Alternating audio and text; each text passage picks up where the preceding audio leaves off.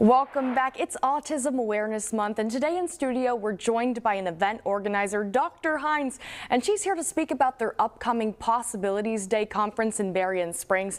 Thank you so much, Dr. Hines, for joining us today. My pleasure, Amanda. Well, we're so happy to have you here, and you have an important event happening this Saturday. Yes. Can you talk to me about why you named it the Possibilities Day conference? Well, it's all about what one is able to do. And it may not be apparent when one is born, depending on how one is born. There's usually an APGAR score that tells you how you're doing on birth, at birth. And from then, a parent may notice some deficiencies in your developmental tasks. Whether you can hear or see, a parent is first to sort of realize that. But what we say is, doesn't matter your deficiencies, there are possibilities about everyone, and that's what we're focused on. The possibilities, whether for apparent disabilities that we notice and can observe, or hidden disabilities. And so this is all about recognizing what those in our community can do rather than those can't, saying that Absolutely. This is possible and helping to make those in the community more understanding. Can you talk about some of the topics that will be discussed at this weekend's panel? Certainly. We want to start off with, of course, it's a church, and so we want to start off with that spiritual cause of why would we be concerned at all about persons with disabilities. Well, you know, if you're in the Christian tradition, you know that Jesus said, as much as you've done it to the least of these. And if someone maybe has a deficiency, you may think them lesser. He says, well, if you've done something to the least of these, you've done it to me. And so he identifies with everyone in society.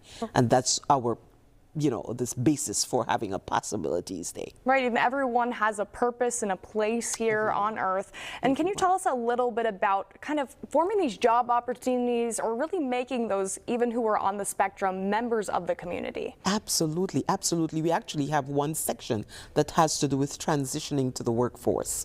For example, you may have someone who is on the spectrum. I think we all are, but someone that is not high functioning, and yet you can tap and find where their possibilities are. And you can so hone their skills, hone their approach to regular living, so that they can fit into society. The whole thing is they are here and we are part of them, they are part of us. And so in society, all of society should be concerned with everyone. And so the workplace is where we look for results for what you've done all these years with someone with disability.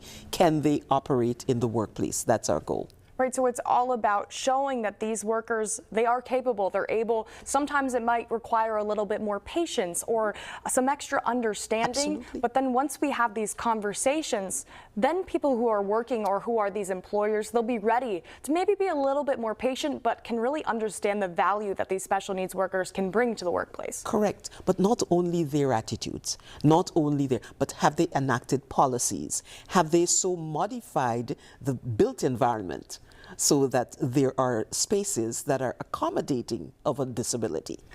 You see, the texture of the walls, the lighting, the sound, right? Is there a ramp that is properly constructed to accommodate someone? Are the water fountains differentiated so that I in my wheelchair can also access water? I don't have to stretch up.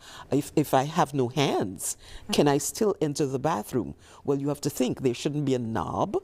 Right, a round knob. There should be a levered, so I can use my chin or what is left of my arm or a stylus to open the door. It's all about accessibility. Right, so it's this awareness, and Absolutely. then it's this call to action that's going to be there about Absolutely. making these changes to make the places more accessible. Right. So lastly, can you just tell us, where can people go to attend this conference? I understand that it is a free conference there. It is. Not only free, but we have also complimentary breakfast and lunch. There you so go. You're welcome to spend the day with us. And we have assembled an A team. We have several persons here, and I'd just like to highlight that the person on my extreme left is the Honorable Dr. Floyd Morris, and he will attend our meeting online. We meet at 4259 East Snow Road in Berrien Springs, Michigan. There you go. Well, you can read all about the panelists on our website at WNDU.com. Absolutely. Thank you so much for tuning in. We'll have all of this information at our website. We'll be back right after this short break.